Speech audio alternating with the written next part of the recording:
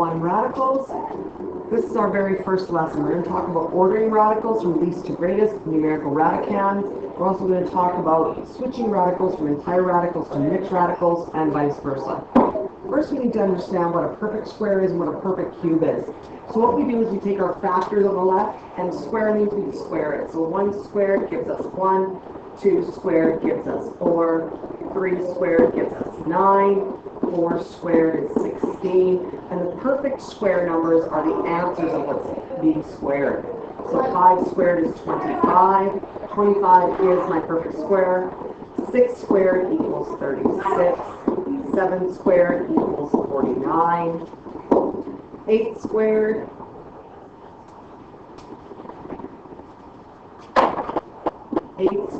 is 64, 9 squared we find is 81, 10 squared we know is 100, 11 squared is 121, 12 squared is 144, 13 squared is 169, 14 squared is 196, and 15 squared is 225. Now we're going to go to our cube factors and do the same thing. We've got 1 cubed is 1, 2 cubed is 8, 3 cubed is 27, 4 cubed being 64, 5 cubed is 125, 6 cubed is 216, 7 cubed is 343, 8 cubed is 512, 9 cubed is 729, 10 cubed is 1,000, 11 cubed, so 11 cubed is 1,311, 331, pardon me, 12 cubed is 1728, 13 cubed is 2197,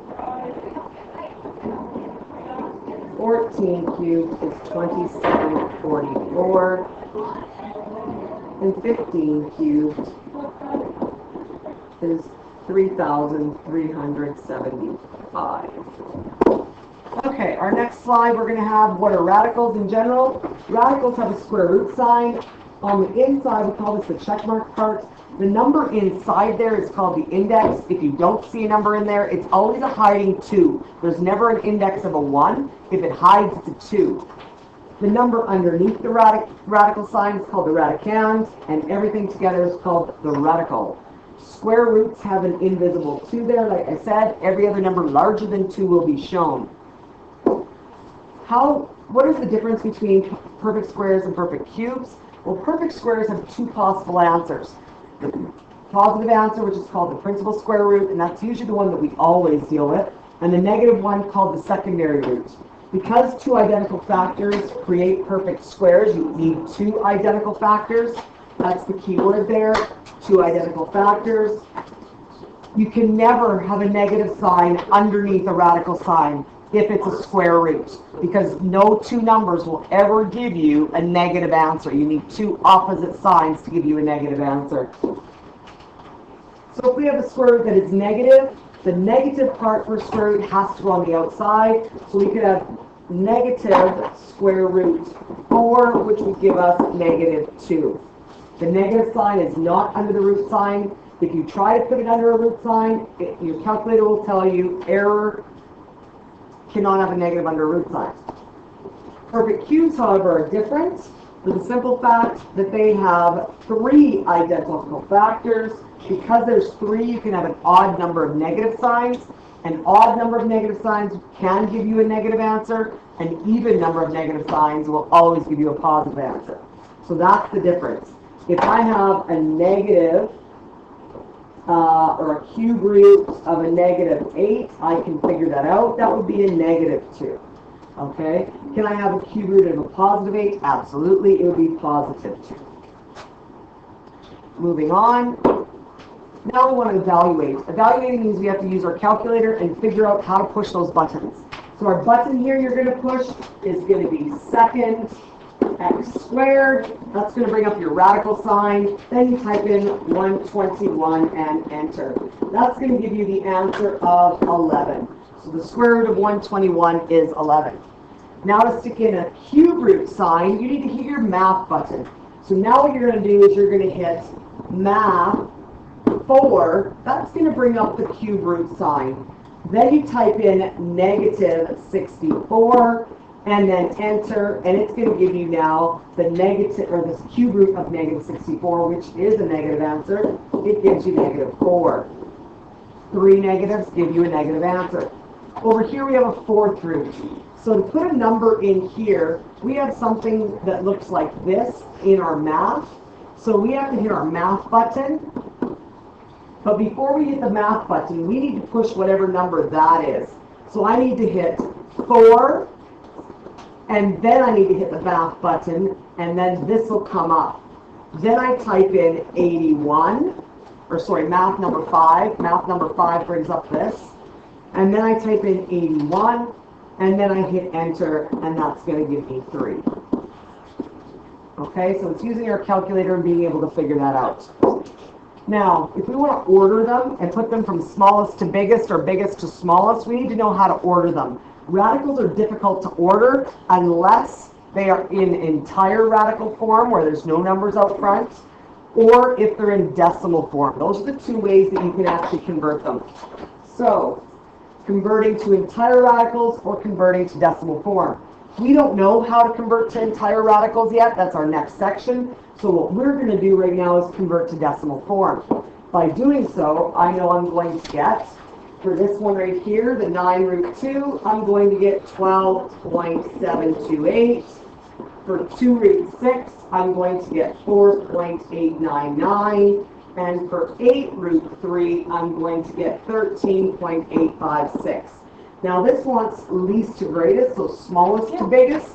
That means I'm going to have this one first. So the first one is going to be 2 root 6 is going to go first. He's the smallest.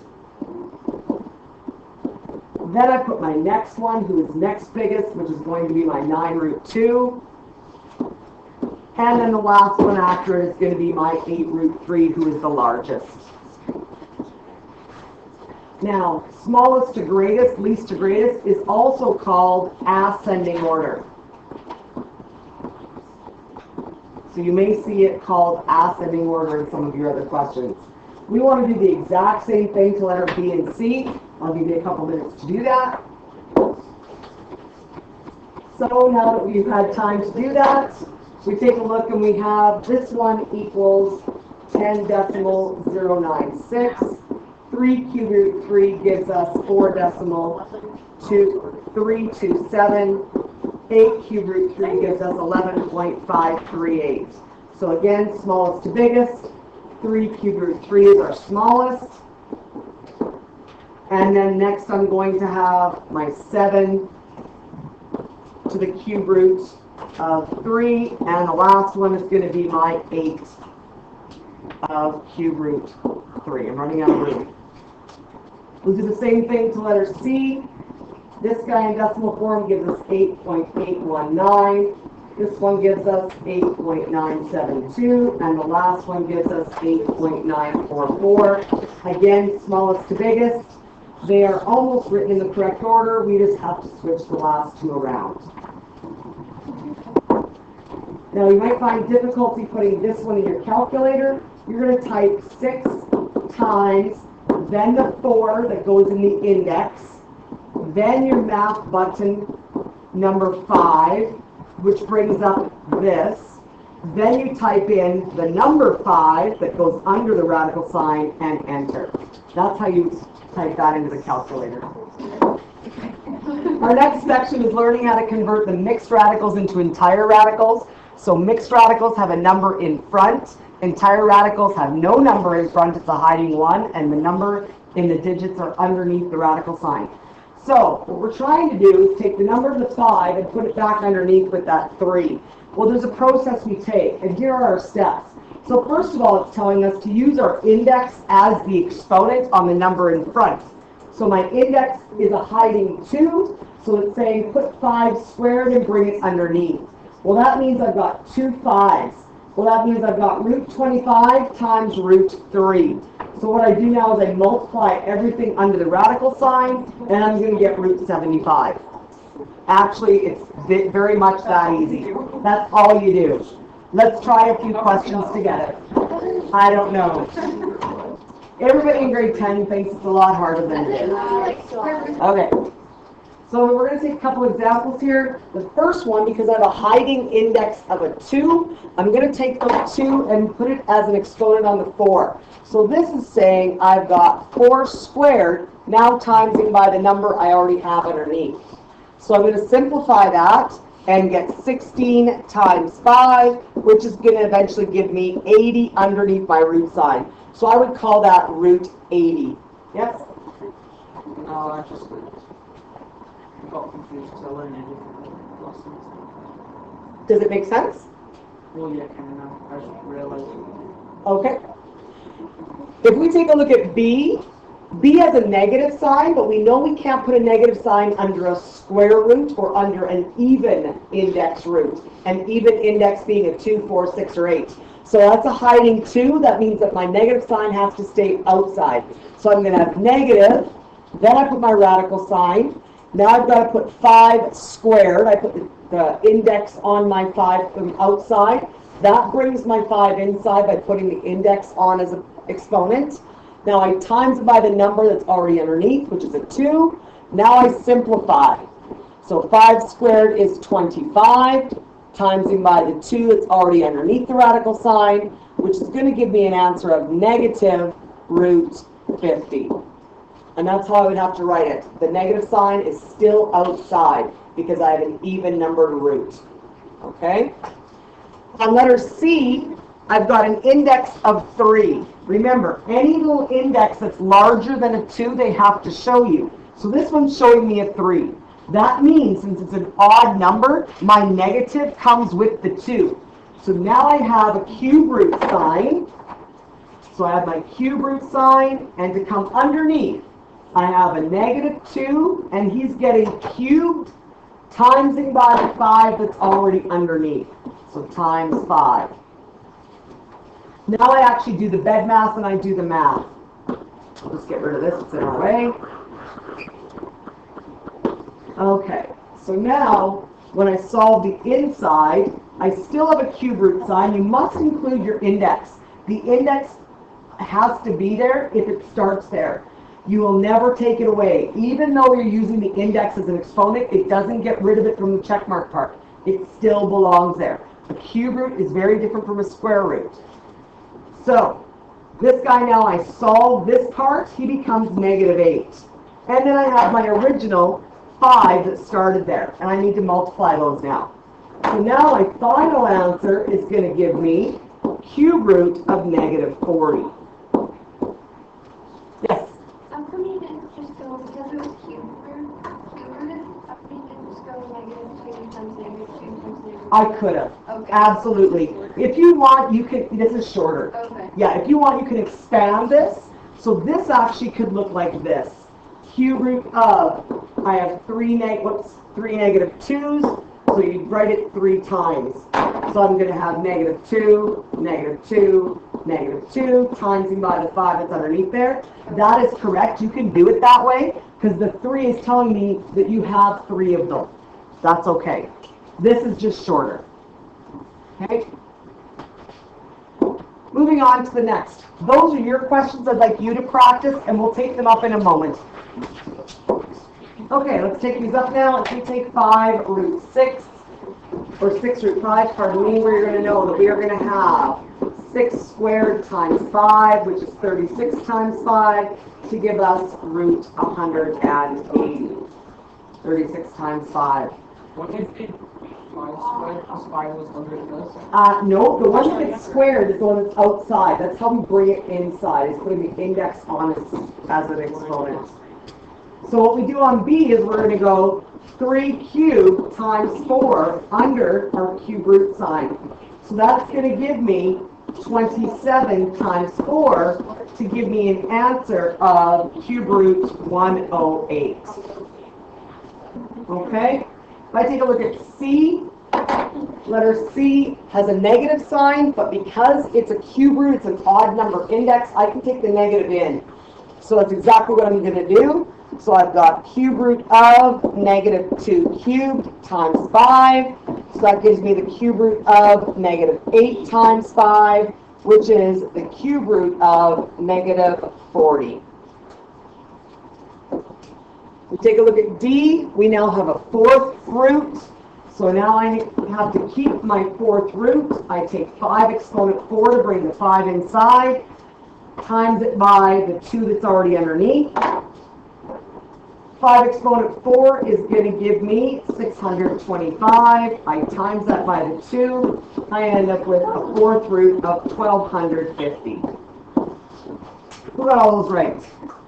Okay, on the next example, it just wants us to change them again into entire radicals. Hopefully you have enough time to work on this one. If not, take a couple minutes, push pause, work on it, and then push play again. Okay, so if we take a look at these, what you should have done is, we're going to take 9 inside. We use the index, so we're going to have root of 9 squared times 2, which is going to give us 81 times 2, which is going to give us root 162. Then I take 2 root 6.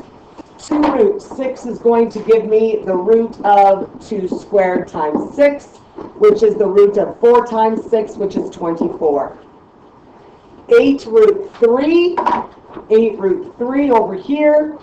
I take the 8 underneath and square them, so I get 8 squared times the 3 underneath, which is going to give me 64 times 3, which is root 192.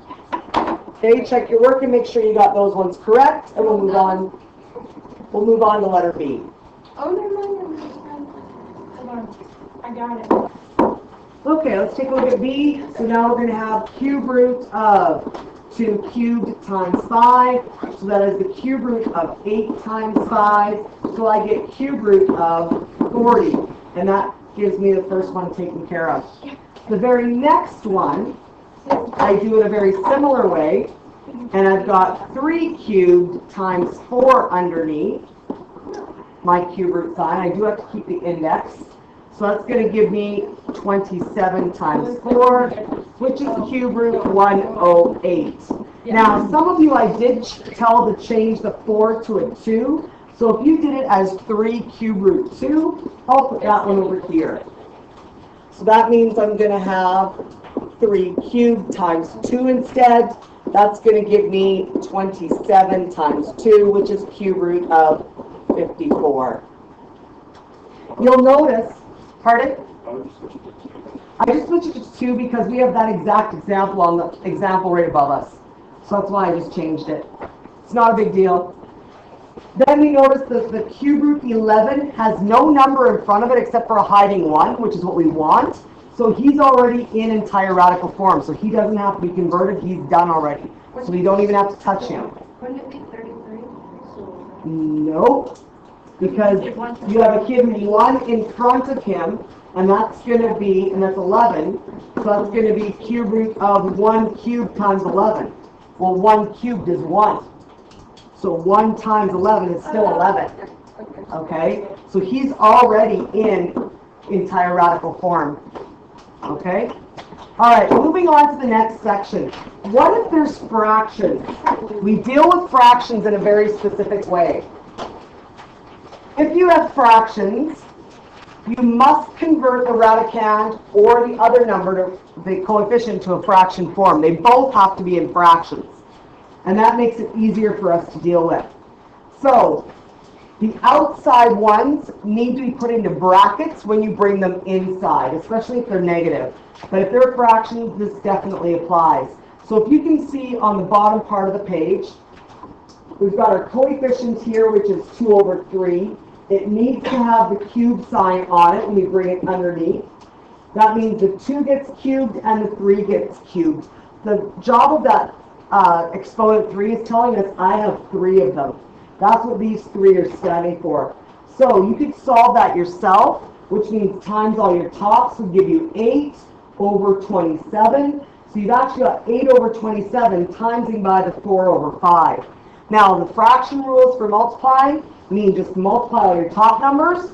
We did, we got 32. We multiply all our bottom numbers, and we got 135. Now the last step you do is you take this number in a fraction in your calculator and you math frac it and see if it goes lower. This one won't. It's in simplest form already. If it goes lower, you put the reduced fraction underneath.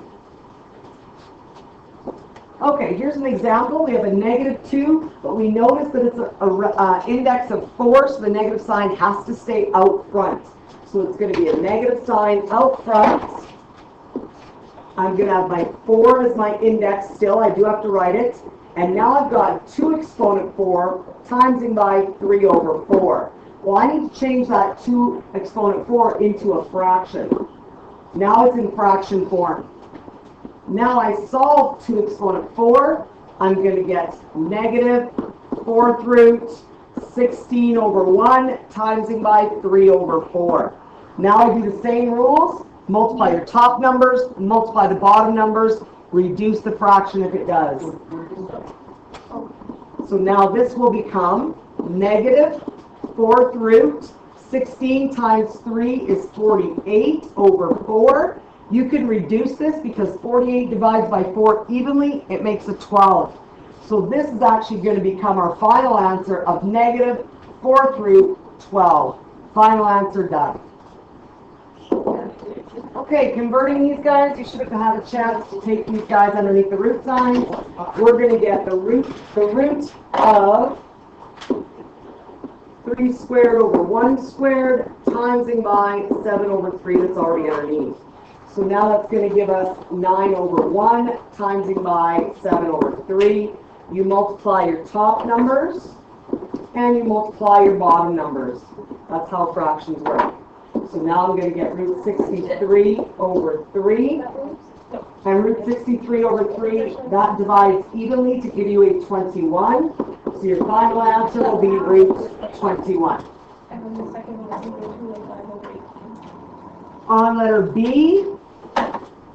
B, I take the fraction in brackets. It's a positive or even number root of 2, so the negative sign must stay outside. So I've got root 2 squared over 3 squared timesing by 5 over 8, who's already underneath there. So I get root of 4 over 9 timesing by 5 over 8, which is giving me negative root 20 over 72. Now, you could reduce that, yes. So if you math frac this underneath, that's going to give you negative root 5 over 18, because this will math frac down into this as a lowest term. Now, we want entire radical, so both of those answers are correct. Entire radical, we pretty much leave it like this. Let's take a look at letter C. We take a look at letter C. I'll just erase what we have written down here so everybody else can see.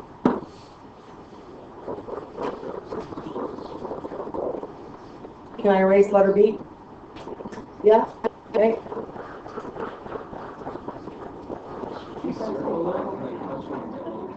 Yeah, usually, but my smartboard kind of doesn't do that sometimes. Okay, on this one, same thing. I'm going to take negative 2/3 and I'm going to cube it, times it by the 2/3 that's already underneath. I keep my cube root as my radical sign. This. Couldn't you just... Wait, sorry. Oh no, just kidding. That's a negative. You sure? Yeah. Okay, so now we've got a cube root of, I solve my top here, I get negative 8 over 27 timesing by 2/3. I will get a cube root of negative 16 over 81. Okay, so negative 16 over 81. Any questions with that? Yeah. Can you explain it a little slower, please? Yeah. Okay, all we've done is we have taken this inside and put the cube, the index on as the exponent. Okay. Okay? So it's the first step we did. And then we solved the cube root to each number in our exponent. So this gave me, I put the cube here and here, so negative 2 cubed is my negative 8. My 3 cubed becomes my 27. Now once you're at this point, you multiply top numbers, multiply bottom numbers, All right. and that's where we get our answer from. Any questions? Oh, yeah, leave negatives inside. Is it negative? You only leave negatives outside if the index number is an even number, like a 2, 4, 6, 8. Because he's an odd number, 3, 5, 7, you keep the negative sign in. So what did you wrong with the rule? Is it wrong with the negatives outside? Yes, the negative must be inside. Does the negative always go to the top number? Does the negative go to the top number? Yes, it flows to the top number, always. Okay? Now we're going to go to our last section, which is converting entires back to mixed. Now we've got one large number under a radical sign. We want to break it down to a simplest form where we have a number out front and a small number underneath. So the way we do that is we divide by either a perfect square, perfect cube, perfect fourth. Whatever the index is, that's what I divide by. So the index here is a hiding 2, so I need to divide by perfect squares.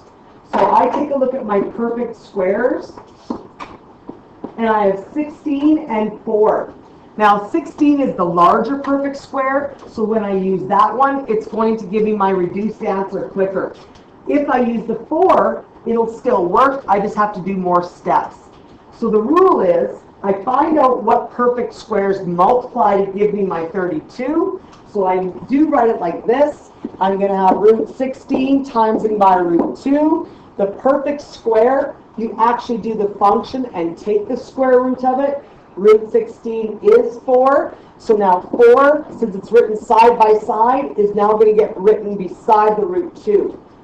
So my final answer will be 4 root 2. That's if I take my largest perfect square. It gives me my simplified answer quickest. Now I'm going to take the root 4 times 8. It will work. It'll just take more steps. So, taking the root 4 times 8, I get root 4 times root 8. That gives me 2 times root 8. But I know root 8 has another perfect square in it. It has 4 times 2. So I can break this down. This guy still comes down. He's attached to the radical. So the guy attached to the radical, still comes down. Now 8 breaks into my perfect square 4, timesing by my other radical 2. So 4 times 2.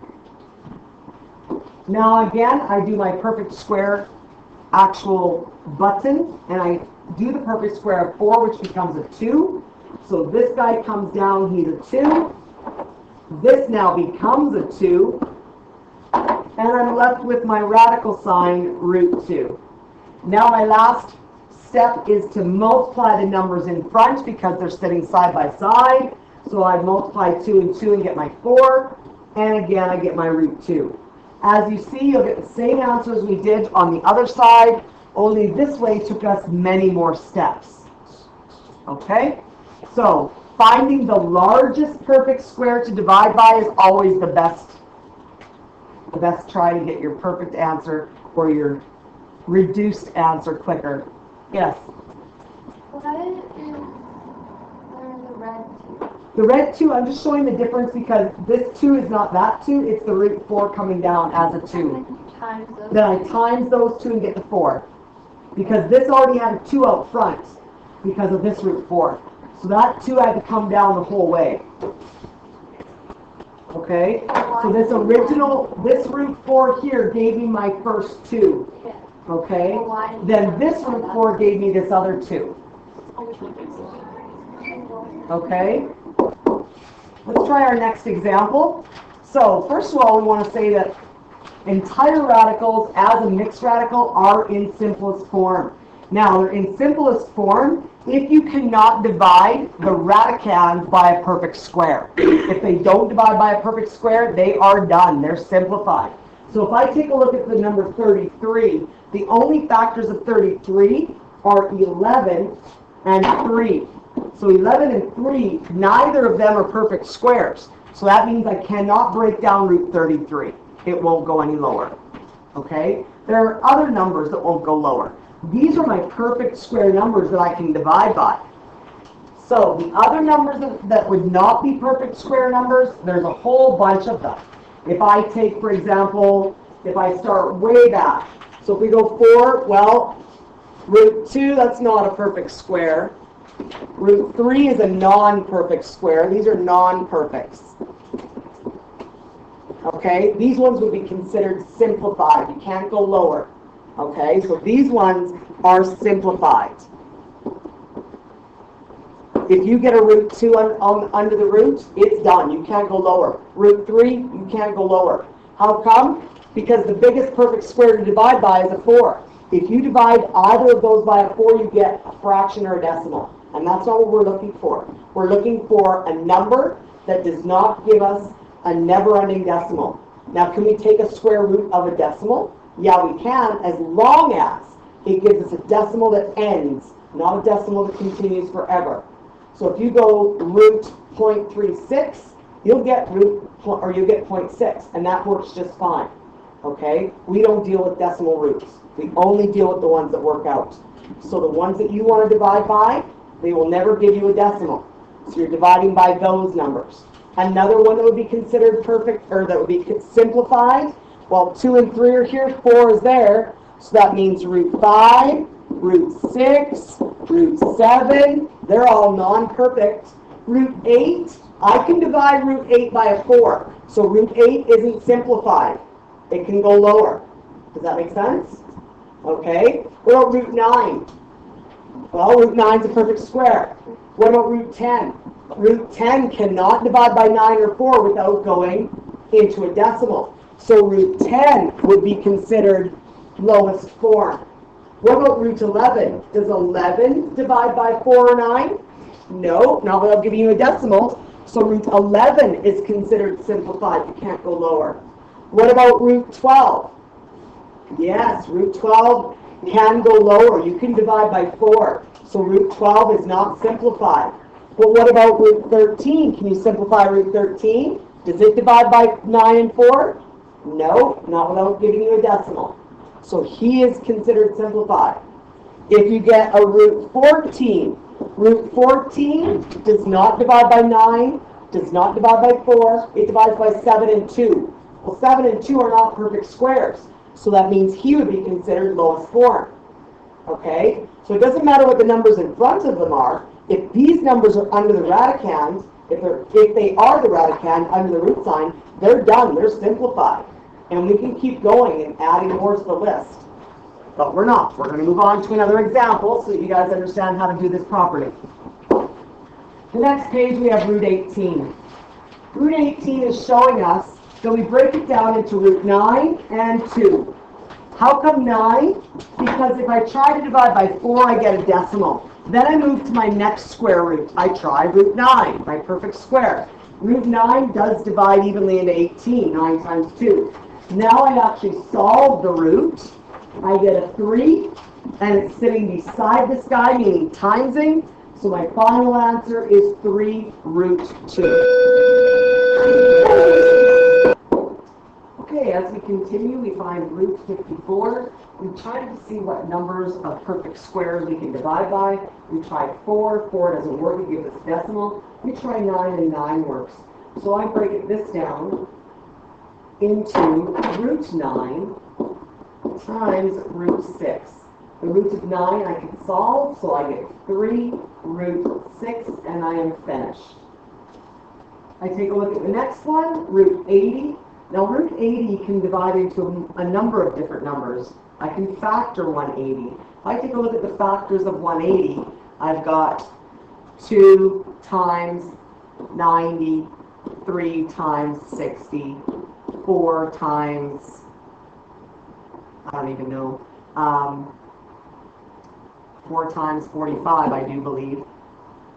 And then I take a look and I can see if 6 goes in, 6 times 30, 8 doesn't go in there, 9 times 20 works, 10 times 18 works, but 18 and 10 are not perfect squares. But if I go through the list, what are my perfect squares? 4 is, 9 is. Is there a larger perfect square? I go through my perfect square list. Well, does it divide by 4 squared 16? No, it doesn't. Does it divide by 5 squared 25? No, it doesn't. But it does divide by 36, which is 6 squared. So I can have root 36 timesing by root 5. So that's going to give me 6 root 5. Using the largest perfect square that divides into 180, I get the simplest answer first. Now, I can use one of the other numbers. I could use the 9 and the 20, or I could use the 4 and the 45. They'll still break down to give you the same answer, only it's going to take me many more steps. So if I try to use, I will use the 9 and 20. So a second way, I could go root 9 times root 20. The root 9 I can take the root of, which is 3 root 20. But then 20 will break down again. So I'm going to get root 4 times root 5. Don't forget the 3 in front is attached, so he has to be attached to the perfect square that you divide out. Then again, he comes down, which is a 3. Now I take the root of 4 and I get a 2. And then I still have my root 5 attached. Now I'm good. My last step is to multiply 3 times 2, and I get 6 root 5. The exact same answer I got over here, but it took me a few more steps. So dividing by the largest perfect square is always the better answer, and always gets you there faster. Let's take a look at these next sections. Please try A, B, and C, and push play when you're ready to find the answers. Now that you get a chance to look at questions A, B, and C, I realize that root 28 will break down into root 4 times root 7. Root 4 is a perfect square, so I will have 2 root 7, and that's my final answer. Root 288, if I'm pretty intelligent with my perfect squares, and I divide that by 2, I get 144. Well, that's 12 squared. So I can put this as root 144 timesing by root 2.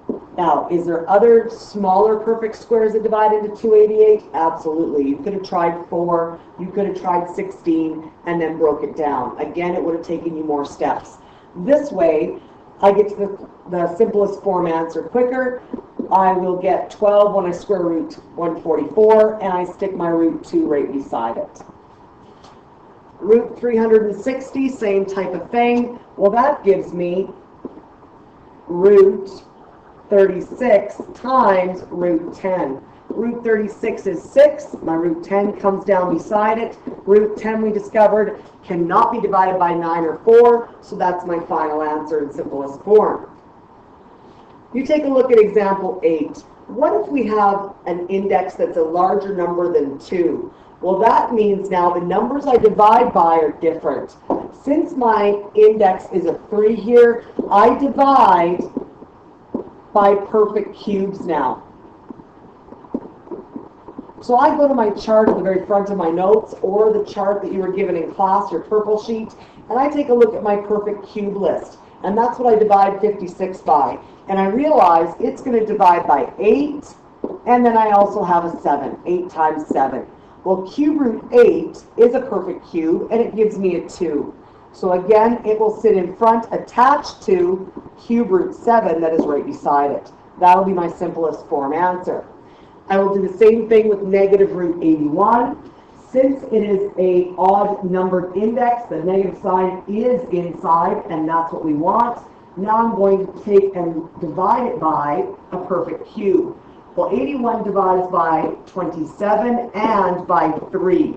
Now, for a mixed radical, I want my negative to come outside, so I always put my negative sign on the perfect cube. So my negative sign is going to go with my root 27, my cube root 27.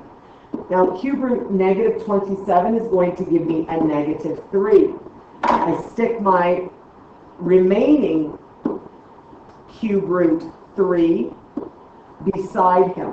So now my final answer is negative 3 to the cube root of 3. Moving on. These 3 questions, A, B, C, are for you to do. Please practice these questions. When you're ready with your answers, push play and you'll find the answers. Okay, you've had time to work on these? Let's see what you got for these questions. If I take a look and I have a cube root now, so I'm dividing by perfect cubes. The perfect cube that it divides by, I find cube root 8 works. So cube root 8 times cube root 54 works. Well, cube root 8 gives me a 2. Cube root 54 sits beside it.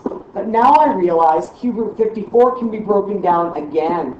So since it can be broken down again, I do break it down. He can be broken down into cube root 27 times cube root 2. The coefficient of 2 in front, don't forget, he's still attached, so the 2 will be attached to our perfect cube that we are now dividing by. So now my perfect cube, I do take the perfect cube answer, and I get the number 3. So I will get the number 3. My remaining cube root 2 is sitting beside, and I cannot forget the 2 that I had originally in front. So now the 2 is multiplying by that 3 that became out front. I multiply them, and I get 6 to the cube root of 2. Do not forget your index. You have to write your index. If you do not, it's considered to be a square root, and square root 2 is very different than cube root 2. Continuing on, I look at cube root 90. If you just take a look at cube root 90, 90 does not divide by any of our perfect cubes. It does not divide by 8. It does not divide by 27. It does not divide by 64. No, it doesn't. So that means it's already in simplest form. We can't break it down.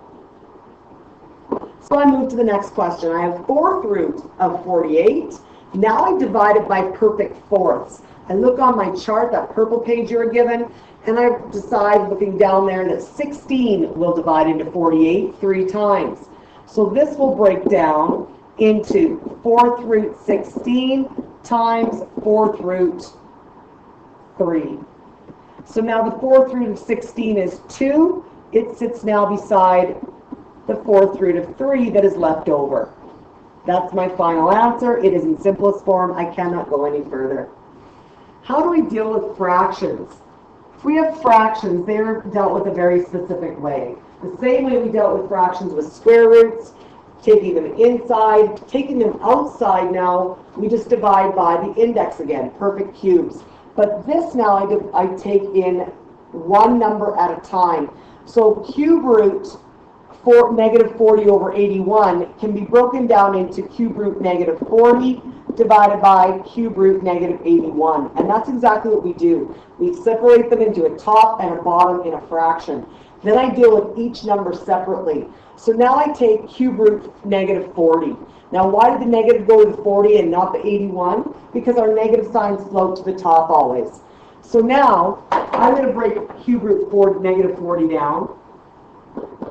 And I realize when I divide by my perfect cubes, our negative 8 will divide in, and he'll times by a 5.